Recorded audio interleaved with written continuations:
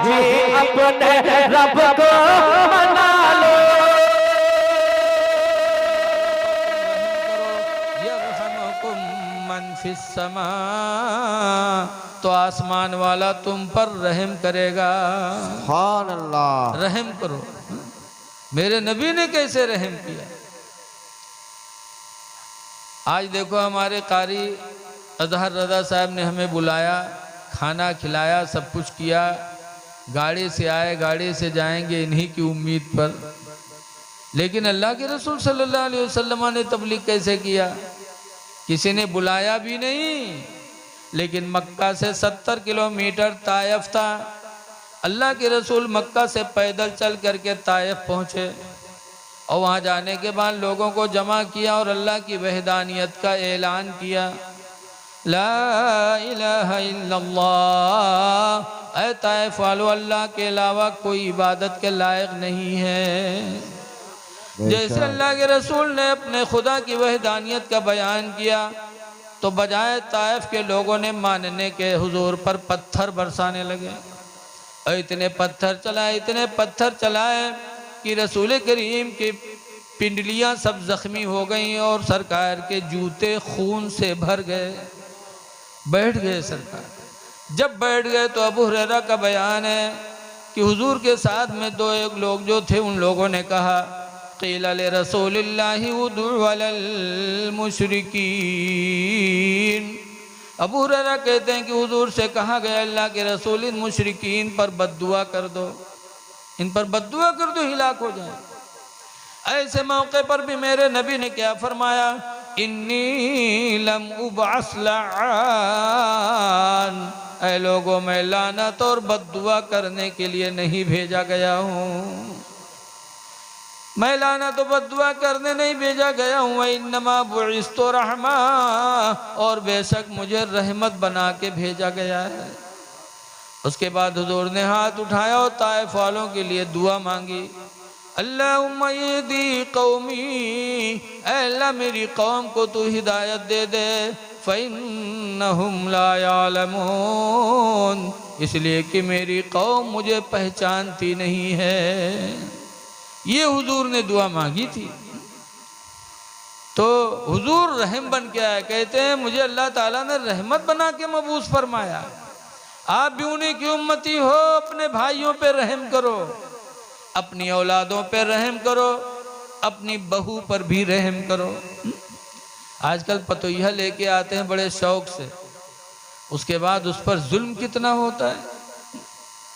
आते आते पूरा घर का बर्तन मांजे, साफ करे, घर में झाड़ू वही लगाए, कपड़ा वही धुले, सास का भी धुले, ससुर का भी धुले, देवर का भी धुले, नंद का भी धुले, वही नंदो उतराए लागत है, सबके कपड़ा धुले। बताओ तुम बहू लेके आए हो कि धोबिन बना के लेके आए हो। ऐ लोगों, बहुओं पर जुल्म न करो, ये भी खुदा की अमानत है जो तुम्हारे हाथों में आई है। जुल्म न करो, जैसे तुम्हारी बेटी है वैसे वो भी किसी की बेटी है। लेकिन आज बड़े अफसोस की बात है, अपन बिटिया अगर सोए जाए, अपन बिटिया अगर 7 बजे दिन तक सोवे तो महतरिया कहूँ ना बताए कि हमारी बिटिया नहीं उठा था। अगर कहूँ पतोहिया सो जाए, वो भी इंसान है, कहीं उसको तकलीफ हो गई, बुखार आ गया, लेट गई, अगर पतोहिया एक को दिन अगर सोए गए तो चुड़ैलिन साथ मोहल्लम घूम घूम का कही हमारे यहाँ भैंसिया के तो आखिर नहीं खुला थे। तो बताओ, ऐसी ऐसी चुड़ैलिन सास हैं कि हमारे भैंसिया के तो आखिर नहीं खुला थे। ये कितनी बुरी बात है। जैसे तुम्हारी बच्ची सोती है किसी को पता नहीं चलता, ऐसे तुम्हारी बहू तुम्हारे घर की अमानत है, उसकी भी इज्जत है। उसकी इज्जत लुटाओगी तुम्हारे घर की इज्जत जाएगी। जरा कम से कम सोचो तो कि तुम किसकी इज्जत पर हमला कर रही हो, खुद अपनी इज्जत पे हमला करते हो। बीवी की गलती और शौहर मियाँ बीवी का ताल्लुक कुरान में कितना गहरा बताया गया है। अल्लाह फरमाता हुन्ना लिबासुल लकुम, ऐ लोगों औरतें तुम्हारी लिबास है, वान तुम लिबासुल लहुन्ना, और तुम औरतों के लिबास हो।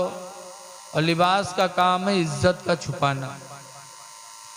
बीवी शौहर की इज्जत छुपाए, शौहर बीवी की। न बीवी शौहर की कमी कहीं बयान करे, न शौहर बीवी की कमी कहीं बयान करे। कुरान ने मना किया। क्या? हजरत अली शेर खुदा रदी अल्लाह ताला अन्हु एक दिन बाहर से काम करके घर आए और घर में आए तो हजरत फातिमा से किसी बात पे तू मैं हो गई और तू मैं हुई होने लगी तो हजरत अली को ख्याल आया कि मैं फातिमा से बात कर रहा हूँ, जिनके बारे में मेरे नबी ने फरमाया अल फातिमा तो बदअतु मिन्नी, फातिमा मेरे बदन का टुकड़ा है। सुभान अल्लाह, फरमाते फमन अग़ज़बहा फ़क़द अग़ज़बनी, जिसने फातिमा को नाराज किया उसने मुझे नाराज किया। ये हदीस हजरत अली को याद आई तो हजरत अली फौरन वहाँ से निकल गए कि कहीं मुझसे फातिमा को तकलीफ़ हो गई तो हुजूर को तकलीफ़ होगी और हुजूर को तकलीफ़ हो जाएगी तो मुझे तकलीफ़, तो मेरा ठिकाना जहन्नम हो जाएगा। ये सोचकर हजरत अली निकल गए और जब हजरत अली निकल गए घर से तो हजरत फातिमा रोने लगी, ये सोचकर कि हमसे हमारे शौहर अली नाराज़ हो गए। अगर अली नाराज़ हो गए तो खुदा नाराज़ होगा, रसूल नाराज़ होंगे तो हमारा भी ठिकाना जहन्नम हो जाएगा। हजरत फातिमा इधर रोने लगी, उधर हजरत अली रदी अल्लाह ताला अन्हु रोते रोते मस्जिद नबवी में गए और मस्जिद नबवी में लेट गए। कभी ये करवट कभी ये करवट, नहीं सुकून नहीं कि फातिमा कहीं नाराज़ ना हो गई हो। इतने में अल्लाह के रसूल सल्लल्लाहु अलैहि वसल्लम अपनी बेटी फातिमा की खैरियत लेने के लिए तशरीफ़ ले गए। देखो आज लोग अपनी बच्चियों के घर नहीं जाते, या जाया करो अपनी बच्चियों के घर खैरियत लेने के लिए जाना, ये मेरे नबी की सुन्नत है। सुभान अल्लाह, बेशक। फातिमा के घर हुजूर गए खैरियत लेने तो फातिमा रो रही थी तो हुजूर फरमाते हैं ऐ मोहम्मद की जान तुमको किसने रुलाया। सरकार फातिमा को बहुत चाहते थे, कहते हैं ऐ मोहम्मद की जान तुमको किसने रुलाया है? क्या सरकार का जुमला था, अपनी जान कह रहे हैं। और आज लोग अपने बिटियन का क्या कहा था। हमारे रुपैडीहा बॉर्डर पे एक गांव है बाबा करीम गांव, गए थे तकरीर करने तो एक आदमी अपने घरे बुला लेगा चाय पिए खाते। गए तो चाय बनत रहा, हम बैठे रहा तो बातचीत होते होते हम कहा भैया बच्चे कत्ते हैं, तो सोचते रहेगा वो कि एक बुढ़िया महतारी रहा है तो बुढ़ियावा कहा था अरे मौलाना भैया बच्चे कहाँ, चार ठोर भवानी है, बच्चे कहाँ। तो हम कहा भवानी, ये भवानी को आए तो कहें अरे चार ठोर बिटिए हैं। तो हम कहा तोबा तोबा बिटिए भवानी हो, तुम ऐसे पैदा होगी रहो, तुम हो तो कबू भवानी रही हो, भवाना बनी हो तुम है? तुम्हें शर्म नहीं आती बच्चियों को भवानी कहती हो है? अल्लाह के रसूल सल्लल्लाहु अलैहि वसल्लम अपनी बच्ची को अपनी जान कहते थे, मोहम्मद की जान। ऐ लोगों बच्चियों से प्यार करो। अल्लाह के रसूल सल्लल्लाहु अलैहि वसल्लम फरमाते हैं बाहर से कोई चीज़ खाने के लेके आओ तो सबसे पहले बच्ची के हाथ में रखो। सुभान अल्लाह। बच्ची को पहले दो, बच्चे को बाद में दो। लेकिन आजकल हम लोग लगे थे तो न बिटिया न लड़का, सबसे पहले उनका देव चौधरी इनका, और जब उनका देव तो वो किका बलई है। अगर कहीं बिटियावा आएगा कहें मैं तेरी ला तो कहें भाग, तो हमका कमाए कमाए खवई भाग। लड़कवक बलई है उका बैठा के गोदी में खवई है तो कह वही लड़कवा जब जवान हुए वो कहे बिहाव हो कहे मेहरुआ जब आई जब इनका लतियावे शुरू करी तब बिटियावा की याद करी है। तब बिटिया अगर कहूँ साल 6 महीना अपने मैका से घर आई तो रात भर महतरिया न सोई, रात भर फसर फसर फसर। बहनी तुम्हार भौजैवा हमका डाहत है, तुम्हार भैया हमका मेयर कहा था। अरे तो पहले बिटिया की याद कैली हुई थी। अल्लाह के रसूल सल्लल्लाहु अलैहि वसल्लम ने फरमाया बच्चियों से प्यार करो, इनका दिल बड़ा नाजुक होता है। सरकार फरमाते मोहम्मद की जान तुमको किसने रुलाया।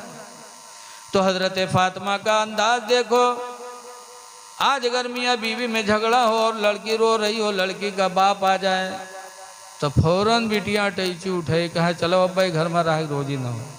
लेकिन वारे फातिमा जब सरकार पूछते हैं मोहम्मद की जान तुमको किसने रुलाया तो हजरत फातिमा अली की बुराई नहीं करती हैं बल्कि कहती हैं कि हमसे अली नाराज़ हो गए हैं इसलिए मैं रो रही हूँ। अली से मेरी तरफ से माफ़ी मांग लीजिए, अली हमारी गलती माफ़ कर दें। अली नाराज़ हो गए इसलिए मैं रो रही हूँ, अली की गलती नहीं बयान की। हुजूर पूछते हैं कहाँ गए, तो कहा मस्जिद नबवी में होंगे। और कहाँ होंगे? क्या अच्छा गुमान था। सरकार पूछते कहाँ हैं, तो फातिमा कहती मस्जिद में होंगे। और कहाँ होंगे? अब आजकल घर से कोई गायब हो, ये मामला हो जाए, पूछ लो कहाँ हैं, ये वहाँ फलनिया क्यों हुई हैं, वहाँ हुई हैं, वहीं उठत बैठा था। कितनी बदगुमान होती हैं हमारी माँ बहनें अपने शौहर के बारे में, कि रात में अगर 2 घंटा लेट हो जाए तो दरवाज़ा ना खुली। कहाँ रहे हो इतनी रात तक ही बताओ तुम, पहले काहे आए हो, जाओ जहाँ रहा हूँ मैं रहा, काहे आए हो। अरे मेरी माँ बहनों, शौहरों के बारे में बदगुमानी न करो, फातिमा जहरा की ज़िंदगी देखो।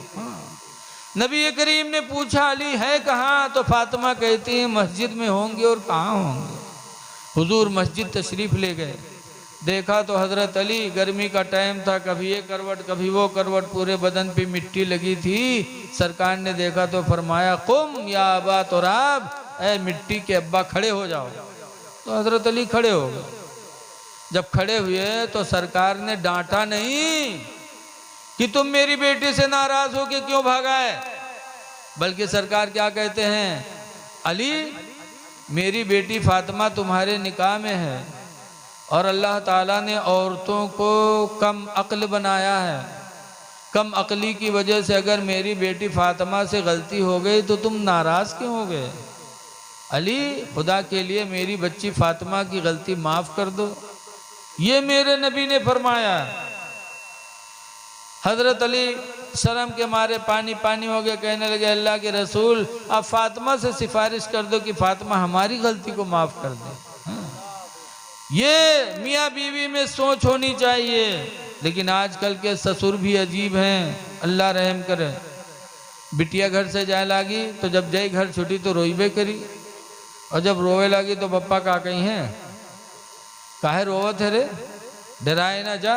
अगर वो तनको आंखें देखे तो कहते हम आंखें निकाल लेंगे, तू काहे डरात है जा। तो बप्पा पहलवान बना के पठवत हैं, तो जब पहलवान बना के पढ़े तो कुश्ती हुई कि घर जन्नत बनी है? अपनी बच्चियों को अच्छी तालीम दे करके भेजो, शौहरों का बड़ा दर्जा है।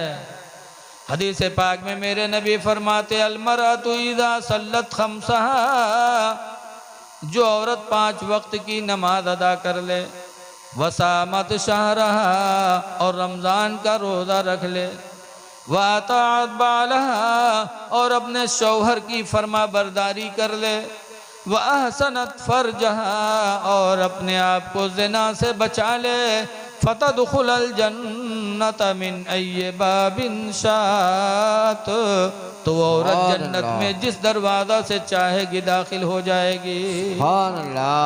अल्लाह ताला क़यामत के दिन उस औरत के लिए जन्नत के सारे दरवाज़ों को खोल देगा जो औरत शौहर की फरमा बरदार बन के दुनिया से जाएगी, हाँ, जो नमाज रोज़ों का तोहफा लेके जाएगी। इसलिए बड़ा गहरा ताल्लुक़ होना चाहिए। लेकिन आजकल बड़ी कमियां आती हैं, न बीवी शौहर की फरमा बरदारी कर पाती, न शौहर बीवी के साथ हुस्ने सुलूक कर पाता। हाँ? अल्लाह के प्यारे हबीब सल्लल्लाहु अलैहि वसल्लम ने 11 निकाह किया, 11 बीवियां थी सरकार के निकाह में। लेकिन सरकार ने क्या सलूक किया, सबके हुजरे खजूर के छप्पर के बने हुए थे अलग अलग। एक मर्तबा हजरत सौदा, उनकी बीवी का नाम था सौदा एक, तो सौदा के घर में जा कर के किसी ने बता दिया कि रसूलुल्लाह ने आपको तलाक दे दिया। हजरत सौदा ने जैसे सुना रोने लगी, और ऐसा रोई कि उसी दरमियान में हुजूर पहुंच गए। फरमाते हैं सौदा रो रही हो, क्या हुआ? उन्होंने कहा आपने हमें तलाक क्यों दे दिया? खुदा के वास्ते आप हमें तलाक न देते, मुझे आपसे कुछ नहीं चाहिए, लेकिन आप तलाक न देते, आपने तलाक दे करके मुझे दुनिया आखिरत में रुसवा कर दिया, इसलिए मैं रो रही हूँ। हुजूर फरमाते हैं सौदा किसने कहा मैंने तो तलाक नहीं दिया है। किसने कहा? जब कहा मैंने नहीं कहा है, तब जाके सौदा की सुस्की रुकी, इत्मीनान में हुई। तब सरकार पूछते हैं, सौदा एक बात बताओ, तुम बूढ़ी हो गई हो, इस उम्र में शौहर की हाजत भी तुम्हें कुछ नहीं है, तो अगर तलाक दे दूं, दिया नहीं है लेकिन अगर दे दूं तो तुम इतना परेशान क्यों होती हो, क्यों रोती हो? तो सौदा कहते हैं, अल्लाह के रसूल, बूढ़ी हो गई हूँ, इस उम्र में अब शौहर की हाजत तो नहीं है, लेकिन खुदा के वास्ते आप अपने से मुझे जुदा न करें, ताकि कल क़यामत के दिन जब सारी उम्मत जमा होगी सबके सामने, जब मुझे ज़ौजे रसूलुल्लाह कह के पुकारा जाएगा तो मेरा सर फख्र से ऊंचा होगा। सुभान अल्लाह, सुभान अल्लाह। नबी की बीवी कह के क़यामत के दिन में पुकारी जाऊंगी, इसलिए आप अपने निकाह से मुझे जुदा न करें। ऐ लोगों, गौर करो, नबी का इखलाक देखो कि 11 औरतों के बावजूद अल्लाह के रसूल ने अपनी सारी बीवियों को राजी रखने की कोशिश की है। तो आपके निकाह में एक बीवी है तो आप उसको ज़रूर खुश रखें, उसके साथ हुस्न सलूक करें। इस्लाम जुल्म की इजाज़त नहीं देता, जालिम अल्लाह को बिल्कुल पसंद नहीं है, इसलिए अच्छा बर्तावा करो। तवारीख हमारे आपके हिदायत के लिए काफ़ी हैं। साहबे किराम की तारीख़ है।